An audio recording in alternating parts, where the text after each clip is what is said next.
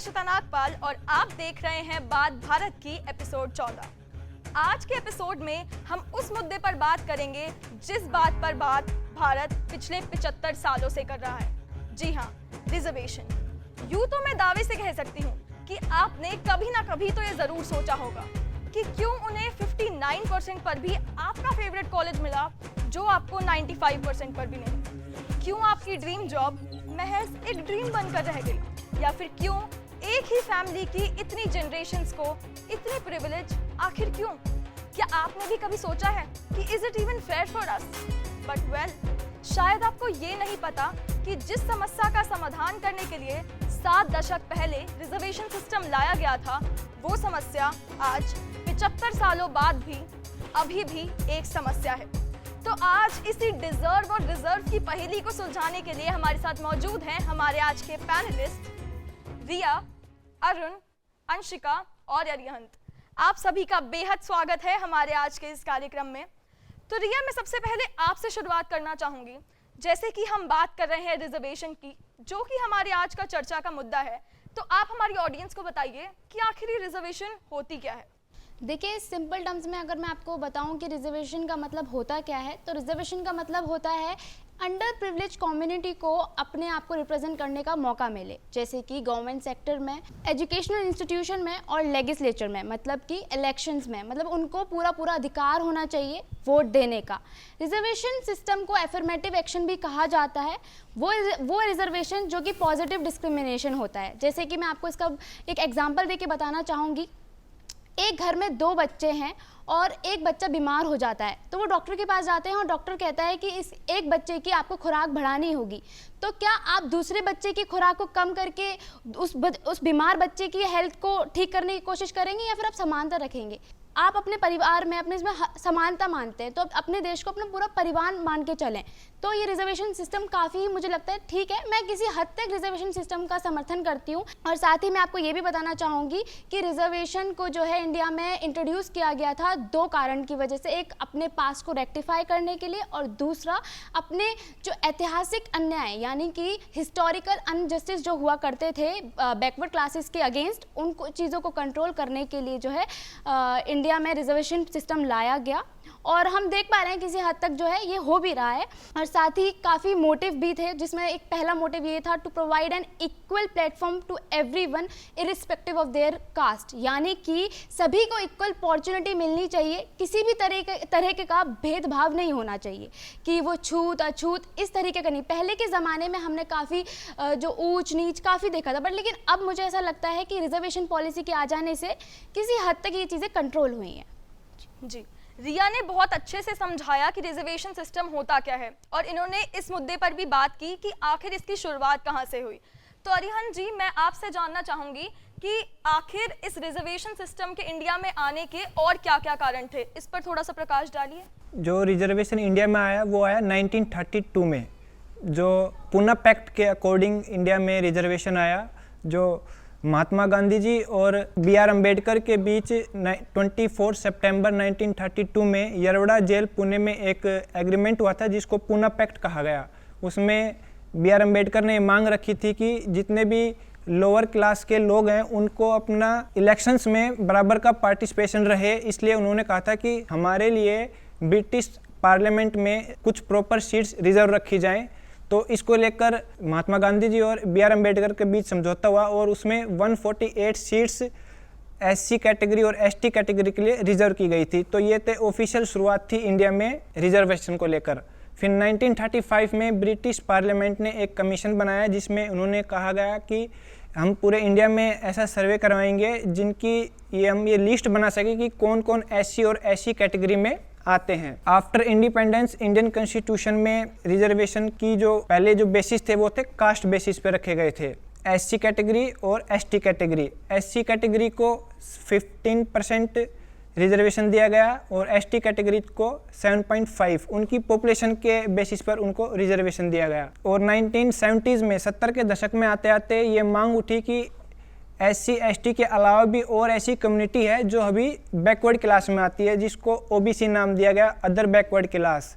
फिर 1980s में BP मंडल commission आयोग बनाया गया, उनको पार्लियामेंट में और उनसे कहा गया कि पूरे देश में सर्वे करवाया जाए कि ऐसी कितने % ओबीसी कैटेगरी के लोग हैं कि जिनको हम रिजर्वेशन दे सकते हैं। तो उन्होंने अपने सर्वे में बताया कि 52% ओबीसी कैटेगरी इंडिया में है, लेकिन 15% और 7.5% और 52% मिला के ये 50% से ज़्यादा रिजर्वेशन पूरे इंडिया में हो रहा था। और सुप्रीम कोर्ट में ऐसा उनका वर्डिक्ट है कि एक कंट्री में 50% से ज़्यादा रिजर्वेशन नहीं होना चाहिए।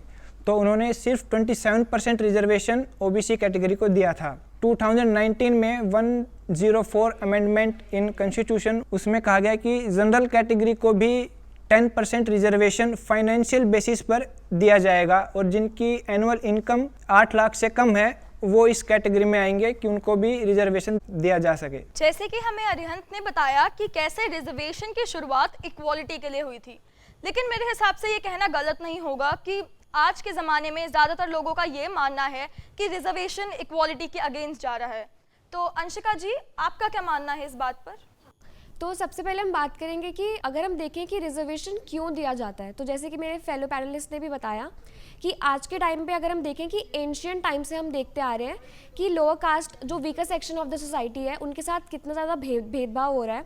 उनको हमेशा एक इक्वल प्लेटफॉर्म नहीं मिला है, उनको हमेशा मतलब इक्वल ट्रीट नहीं किया गया है। तो इसलिए मेरा ये मानना है कि इक्वालिटी के लिए इसको लाया गया है। जैसे कि रिया ने भी बोला कि ये एक अफर्मेटिव एक्शन है, जिसका मतलब होता है सोसाइटी के अंदर जितने भी लोग हैं जिनको नीचा दिखाया जाता है, जिनको दबाया जाता है, उनको उठाने के लिए ये एक एक्शन लिया गया था, इसलिए रिजर्वेशन को इंट्रोड्यूस किया गया था। इसकी इम्प्लीमेंटेशन का ऑब्जेक्टिव ही ये था कि जितने भी weaker section of the society के माइनॉरिटी ग्रुप्स हैं उनको एक पुशबैक ना मिले, बल्कि उनको एक पुश फॉरवर्ड मिले, ताकि वो अपने आप को अपना ओपिनियन और अपनी जो स्टैंडर्ड है, अपनी जो वजूद है, उनको अच्छी तरीके से दिखा पाएँ सोसाइटी में। अब जहाँ तक अगर मैं आपको बताऊँ कि ये इक्वालिटी की अगेंस्ट है या उसके फेवर में है, तो मैं आपको ये बोलूँगी कि हमारी जो गवर्नमेंट ऑफ इंडिया है वो भी ये बोलती है through the article 14 of our Indian constitution, वो में ये बताती है कि it's very important to treat everyone with equality, और इक्वालिटी सारे सिटीजन्स को मिले, ये भी एक्सेस प्रोवाइड करता है हमारा गवर्नमेंट थ्रू आर्टिकल 14। तो मुझे ऐसा बिल्कुल नहीं लगता कि ये इक्वालिटी के अगेंस्ट है, बल्कि मेरा ये मानना है कि रिजर्वेशन के थ्रू ही जो ये weaker section of the society है उनको इक्वालिटी मिली है, वो अपने आप को प्रूव कर पाए हैं, अपने आप को सोसाइटी में दिखा पाए हैं और उनको इक्वल अपॉर्चुनिटीज़ मिल पाई हैं ओनली थ्रू रिजर्वेशन। जी, जैसे कि हम शुरुआत से बात कर रहे हैं भारत में आरक्षण यानी कि रिजर्वेशन इन इंडिया की, तो अरुण, अब मैं आपसे जानना चाहूँगी कि क्या सिर्फ इंडिया है जो रिजर्वेशन को फॉलो करता है या फिर बाकी कंट्रीज में भी हम इसको देख सकते हैं?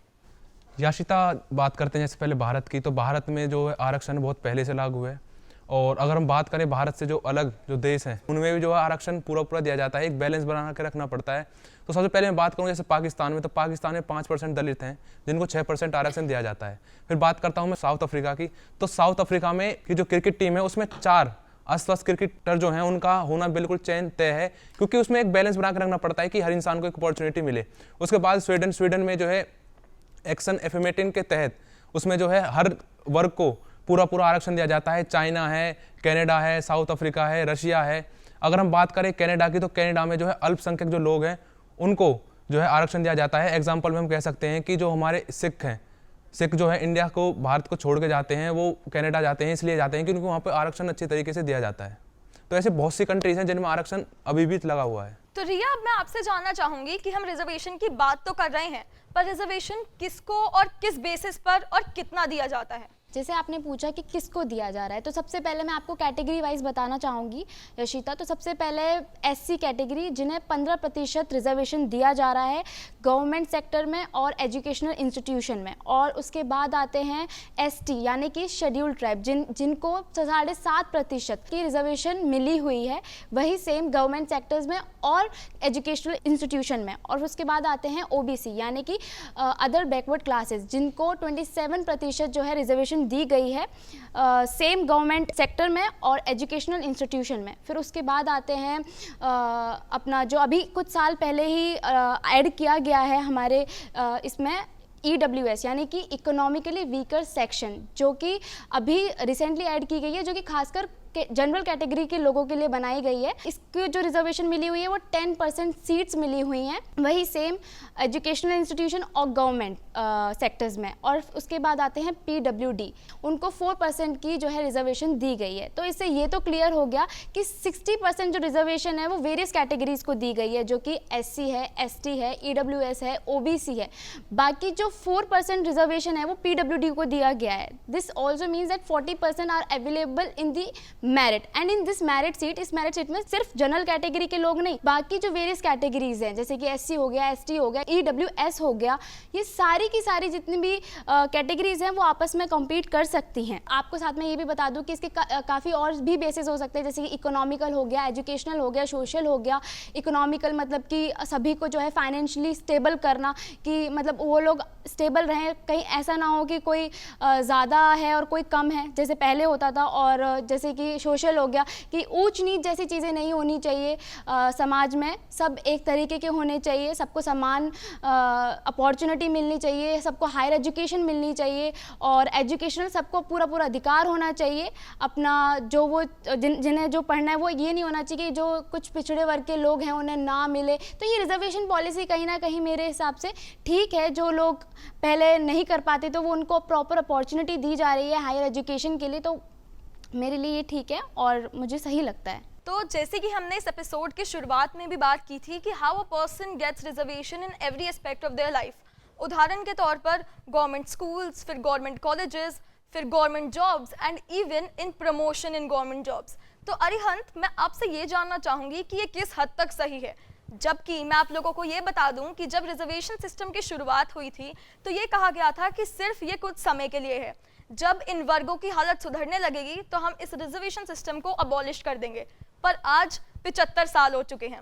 तो अरिहंत, आपका क्या मानना है इस पर? आर्टिकल 334 ऑफ इंडियन कॉन्स्टिट्यूशन के हिसाब से ये नहीं बताया गया है कि गवर्नमेंट जॉब्स और एजुकेशन इंस्टीट्यूट्स में कब तक रिजर्वेशन दिया जाएगा, ऐसा इंडियन कॉन्स्टिट्यूशन में नहीं था। लेकिन आर्टिकल 334 के अकॉर्डिंग ये था कि लेजिस्लेचर असेंबली में सिर्फ 10 साल तक वो रिजर्वेशन दिया जाएगा। लेकिन जैसे ही 10 साल कंप्लीट होते थे, जो SC और ST कैटेगरी वाले लोग थे वो सरकार के अगेंस्ट हो जाते। तो ऐसा करते करते अब तक ये तीनों सेक्टर्स में रिजर्वेशन दिया जा रहा है। और जब तक कब तक दिया जाना चाहिए, मेरा ऐसा मानना है कि जब तक कोई एक पर्सन अपनी, मान लो मैं OBC से हूँ, मैंने किसी एक सेक्टर में अपना OBC सर्टिफिकेट क्लेम कर लिया, तो मैं उसको खुद ही ड्रॉप कर दूँ तो ज़्यादा बेहतर है कि सरकार उससे छीने। जैसे मैंने गवर्नमेंट जॉब में अपना OBC सर्टिफिकेट लगाकर अपनी एक मतलब सेटिस्फैक्ट्री जॉब मैंने हासिल कर ली, तो मैं उसको खुद ही ड्रॉप कर दूं तो ज़्यादा अच्छा है। तो ये तो एक ये दूसरा बेसिस है। और दूसरा पॉइंट है कि ग्रेड A जॉब्स में जिनके फादर या मदर ग्रेड A जॉब कर रहे हैं उनको गवर्नमेंट पहले ही रिजर्वेशन से बाहर कर देती है। और ग्रेड B में जिनके फादर या मदर ग्रेड B है और फादर कोई भी एक उनसे ग्रेड A में है, तो उनका भी गवर्नमेंट रिजर्वेशन छीन लेती है। आप लोगों को पता ही होगा कि सबसे ज़्यादा कंट्रोवर्सी आजकल कास्ट बेस्ड रिजर्वेशन पर होती है। तो अंशिका, मैं आपसे जानना चाहूँगी कि क्या आप इस कास्ट बेस्ड रिजर्वेशन के समर्थन में हैं या फिर नहीं? अगर हम देखें कि जब हम बात करते हैं रिजर्वेशन की तो हमारे दिमाग में बहुत पहला ही थॉट आता है कास्ट के ऊपर। तो अब मैं बताऊंगी आपको थोड़ा कास्ट रिजर्वेशन के बारे में थोड़ा सा। तो मेरा ये मानना है कि रिजर्वेशन इंट्रोड्यूस ही किया गया था कास्ट के लिए, कि जितने लोअर कास्ट के लोग हो उनको एक प्लेटफॉर्म मिले जहाँ पे उनको ऐसी अपॉर्चुनिटीज़ और सर्विसेज मिले जो कि ऑलरेडी हायर क्लास के लोगों के पास ऑलरेडी थी। ठीक है, तो अब अगर कास्ट के ऊपर रिजर्वेशन नहीं होगा, अगर लोगों के पास रिजर्वेशन की फैसिलिटी नहीं होगी, तो फिर तो वही बात हो जाएगी कि the rich will get richer and the poor will get poorer. तो मतलब जिनके पास ऑलरेडी सारी फैसिलिटीज़ हैं उनकी फैसिलिटीज़ बढ़ती जाएंगी और जो गरीब हैं वो तो और भी ज़्यादा गरीब होते रहेंगे। इसलिए रिजर्वेशन को इंट्रोड्यूस किया गया था ताकि एक इक्वल अपॉर्चुनिटी मिले उन लोगों को जो थोड़े लोअर और वीक सेक्शन से बिलोंग करते हैं। जैसे कि अभी थोड़ी देर पहले अरिहंत ने भी प्रकाश डाला था कि किस तरीके से रिजर्वेशन दी जा रही है। तो अरुण, अब मैं आपसे आपकी राय जानना चाहूँगी कि क्या जो तरीका है रिजर्वेशन का, जो प्रोसीजर है, जैसे कि हमने पहले बात की कि on every aspect of their life, is that correct according to you? याशिता, ये बिल्कुल गलत है। मैं बात करूँगा जैसे एग्जाम्पल में, जैसे मैं बात करूँगा EWS की, इकोनॉमिक वीकर सेक्शन, जिसमें कि एक अच्छी खासी जो अमाउंट है इकोनॉमिक वीकर स्टूडेंट में, जिसके माँ बाप की 8 लाख से कम इनकम है, वो जो है सेक्शन इकोनॉमिक वीकर सेक्शन माना जाएगा। परंतु 8 लाख अगर हम डिवाइड करते हैं 12 से, तो आप लगाइए, अंदाज़ा लगाइए कि एक महीने की जो सैलरी है वो कितनी होगी, लगभग 66,000 रुपये बनते हैं। तो 66,000 रुपये हम मान सकते हैं कि जो ग्रुप ए की जो सैलरी वो होती है, जिससे कि आम जो एक परिवार है वो अच्छा खासा जो है अपना जीवन यापन कर सकता है। परंतु अब लोग ऐसे हैं कि जैसे 2019 में इकोनॉमिक वीकर सेक्शन जो है इंट्रोड्यूस किया गया, उसमें लोगों ने जो है 8 लाख, जिनकी सैलरी 10 लाख भी है, उन्होंने 8 लाख से कम वाले सर्टिफिकेट बनाकर जो है इकोनॉमिक वीकर सेक्शन का जो है पूरा फ़ायदा उठा रहे हैं, जो कि पूरी तरह से गलत है। इससे जो है जो लोग गरीब हैं, जो अच्छे में जो है हासिल करना चाहते हैं इकोनॉमिक वीकर स्टूडेंट में, वो है इस चीज़ का लाभ नहीं ले पाते, क्योंकि वहाँ सीट फुल हो जाती हैं। तो कहीं ना कहीं ये आशिता गलत ही है। जैसे कि हमारे पैनलिस्ट ने बताया कि उनके हिसाब से रिजर्वेशन देने का तरीका सही है या गलत। अगर आप मेरी राय माने तो मेरे हिसाब से change is the only constant, बदलाव प्रगति का नियम है। तो रिजर्वेशन देने के तरीके में कुछ बदलाव तो आने ही चाहिए। आपकी क्या राय है हमें बताइए हमारे कमेंट सेक्शन में, और हमारे साथ जुड़ने के लिए आपका बेहद शुक्रिया।